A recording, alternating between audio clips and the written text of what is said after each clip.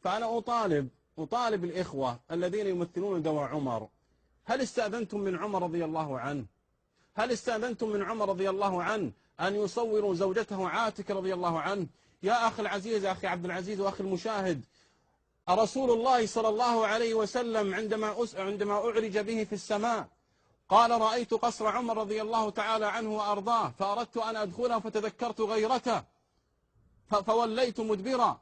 إذا كان النبي صلى الله عليه وسلم يغار من غيرة عمر رضي الله تعالى عنه، فكيف نرضى نحن أن تمثل زوجة عمر رضي الله تعالى عنه وتخرج أمام الشاشة وأمام المليارات بهذا المشهد؟ أين غيرتنا على عمر رضي الله تعالى عنه وأرضاه؟ رسول الله صلى الله عليه وسلم يغار من عمر بن الخطاب رضي الله عنه، ونحن لا نغار أن تمثل زوجته. والله لا يرضى عبد العزيز قاسم ولا عبد الله القرشي ولا غيره من المشاهدين أن تمثل زوجته أمام المشاهدين، وأن يتمثل تغزله وتكلمه مع زوجته. فهل نرضى هذه الأفعال الشنيعة مع عمر بن الخطاب فاروق هذه الأمة؟ يا أمتي أفيقي من هذا الغي. فإذا مليان قلبك سواد وظلمة، وهذا ما يلام، هذا ترى ما يلام. ليش؟ لأن الفروع تحن إلى أصولها، كل فرع يحن لأصله. والله كل فرع يحن لأصل. أنت تشوف نفسك تحن لأصلك وهو الولاية، غيرك يحن لأصله، وما نلومه. مثل ما احنا ما نبي يلومنا، لأن احنا نحن لأصولنا، احنا ما نلومه، خليه يحن لأصله، خليه يحن لأصله. شوف من ضمن المحنة على الأصل، أنا هالشيء قبل ذكرته في مأتم من المآتم. شوف كل واحد يحن لأصله.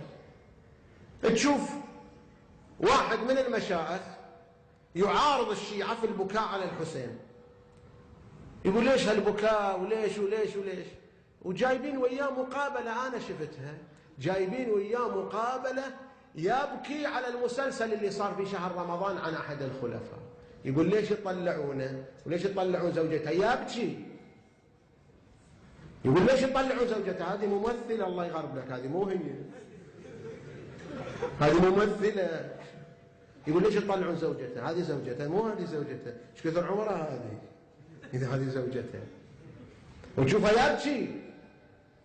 ليش؟ صحيح يبكي على أصله ما يخالف، ما نلوم احنا، خليه يبكي. فاحنا بعد لا تلومنا إذا نبكي على أصل، لا تلوم. يبكي، احنا نقول له الحسين انقتل، نبكي على أنه مقتول، يقول لا تبكي، ذاك يمثلون بتمثيل مسلسل يبكي. شوف الغيرة والحمية. وإذا رسول الله يقتل لا تبكي، وغيره يمثلون له مسلسل يبكي من أجله، ما يخالف. احنا نأيدك في هالقضية، والحمد لله، الحمد لله احنا ناخذها لنا دليل. هذه احنا ناخذها لنا دليل انك خلينا احنا نبكي على اصولنا وانت تبكي على اصلك، والله يثبتنا على اصولنا.